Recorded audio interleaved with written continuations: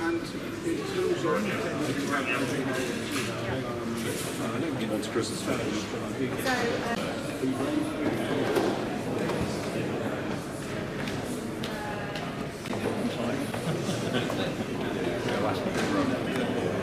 There always is.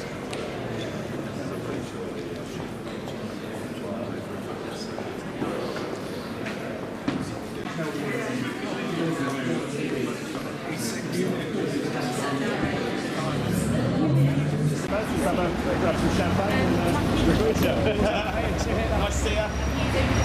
You get one here. Matt, can you take a picture?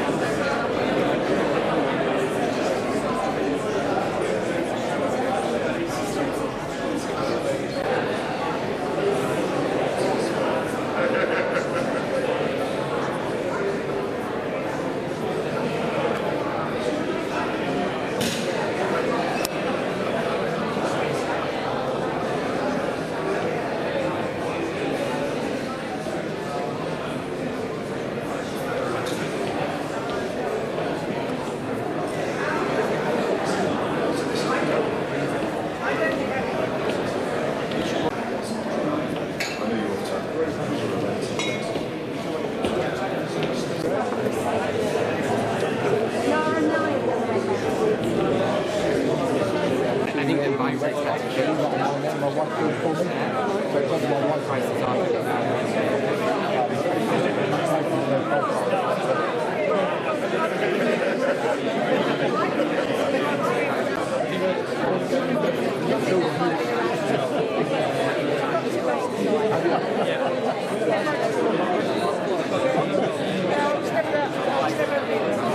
what have I done with the back? It's not French.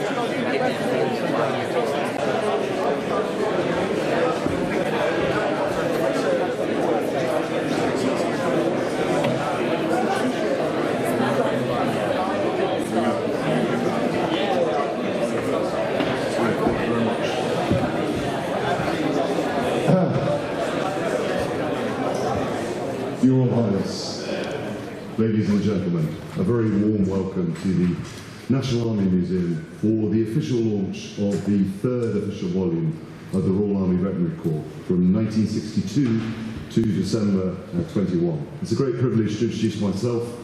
I'm Colonel Zach Stenny, your new Colonel Commandant. A great honour to take over from General Rowley Walker, my close friend. And it's been my great privilege over the last 27 years as an infantry officer to see the brilliance of what the Corps delivers around the world. From my early service in Hong Kong through Northern Ireland and the Balkans, perhaps more permanently though in Iraq and Afghanistan, the brilliance of the animals, the handlers, and really the professionalism of the Corps in delivering everything that we required on operations. I'm deeply grateful as an infantry battalion commander for what you did for my men and women in Afghanistan and Iraq.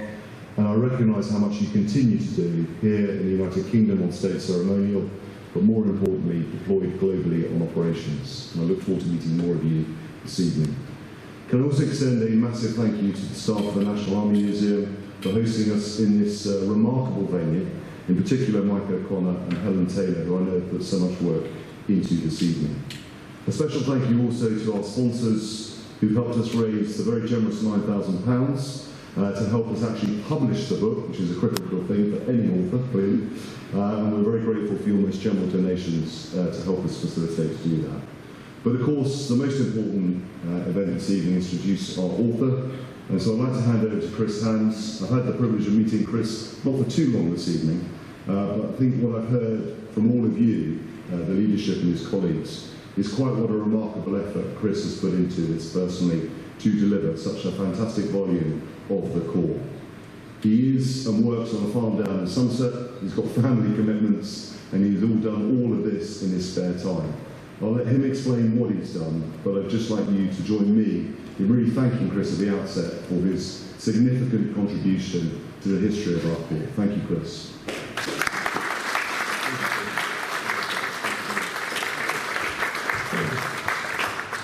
Your Royal Highness, sirs, ladies and gentlemen, the book's journey. The first shot at writing the record commenced in 1996 and then recommenced later in 2013 with an aspiration it would be accomplished by 2018. Then suddenly during 2020 I was asked by Abby de Barry if I would proceed with the task. Rather madly and probably not knowing the work involved, I agreed. The rest is history, you might say. I'm grateful to Soldier magazine, the British Army's official magazine, who've included countless enjoyable articles regarding the RAVC. Moreover, we must recognise our own contributors, all of whom, over many decades, have also provided worthy commentary for the Corps journals and Chiron Calling, our in-house magazine. We should not forget the diligent manner in which many editors have persevered with these publications, without which it would have been impossible to compile the book. Armed with this and much, much more from other archives, I quickly set about sorting and reading through scores of historical records, extracting information, flagging snippets, accounts and interesting stories with coloured post-it notes for my own reference, in order to place the required information into the relevant chapters, constantly sorting and adding my own narrative and linking it all together. Much more work continued, and during the autumn of 2022, Martin Thompson, Peter Roffrey and Brigadier Paul Jepson kindly offered to proofread the entire content. One joked on how his eyes were bleeding after so much reading. Credit must be offered to them for their utterly fantastic support. It would be remiss of me not to mention Jane Greer and her team from Press Publications for their unwavering help and, dare I say, their patience in this venture, getting us to where we are today. So what is this book about, and what will you learn from reading it? The A4 hardback of 554 pages, comprising of 30 very different chapters, outlines the involvement of our unique corps during conflicts such as Malaya, Dhofar, Aden, the troubles in Northern Ireland, the Balkans, Iraq and Afghanistan. The latter campaign seeing many RAVC dogs awarded the PDSA Dickey Medal for their life-saving actions. Comprehensive narratives of the RAVC units in their own separate chapters sum up the Corps' story while based at Aldershot, Germany, Cyprus, Hong Kong, North Luffenham, and of course our home at Remount Barracks, Melton Mowbray, the location of the Defence Animal Training Regiment.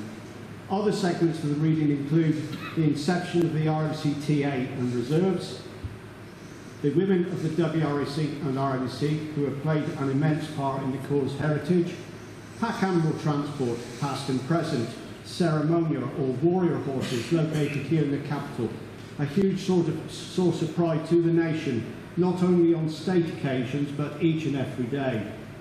The manuscript also outlines the formation of 1st Military Working Dog Regiment, which delivers veterinary support and military working dogs for operations worldwide today. I have picked 3 extracts from the book. The first account is from an RAVC soldier serving in Bosnia in 1995 and demonstrates the value of protection dogs. One cold night, as 3 thieves were in the process of trying to steal weapons from parked UN vehicles, Corporal Darren Garrett's dog, Flack, indicated the crook's presence. Corporal Garrett challenged, and as the thieves tried to escape, Flack pinned one intruder against the wall. Another attempted to kick Flack, which didn't work so well as the dog pulled his assailant to the ground. And when the 3rd intruder ran towards Corporal Garrett, threatening and brandishing a rifle, Garrett dodged the hostile move and struck the man with a trusty 6L Maglite torch. But the thieves rounded up. A follow-up search later revealed a large quantity of stolen munitions.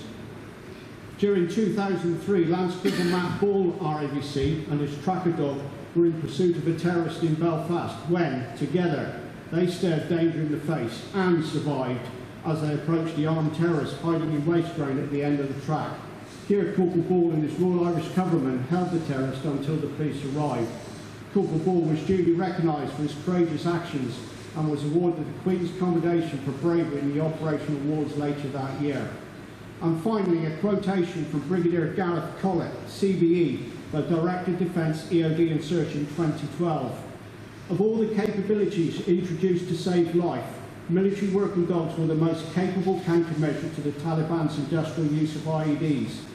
Many lives were saved thanks to military working dogs, allowing UK capacity to increase and improve freedom of manoeuvre. Today, the military working dog is the unrivaled component in counter-IED. Quote ends. Over the 6 decades of which this volume documents, it's pleasing to see how the RAVC has transformed and continued to be an essential component of today's military operations. The RAVC endures as a result of the professionalism of those serving now as professional as their forebears, either in barracks or on operations, the foundation of so many triumphs of the RAVC. Enough from me. Please buy a copy, enjoy the read, and inform others of the service the Royal Army Veterinary Corps provides to the nation's defence. Thank you.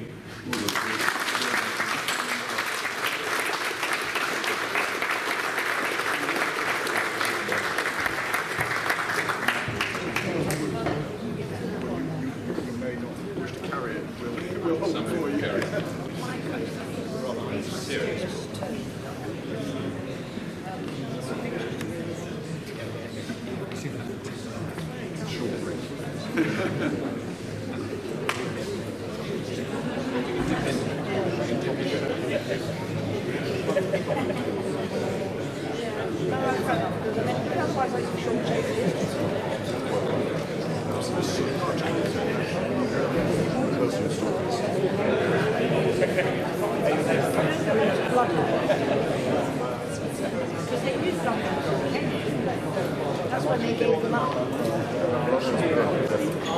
Apparently they contract too far.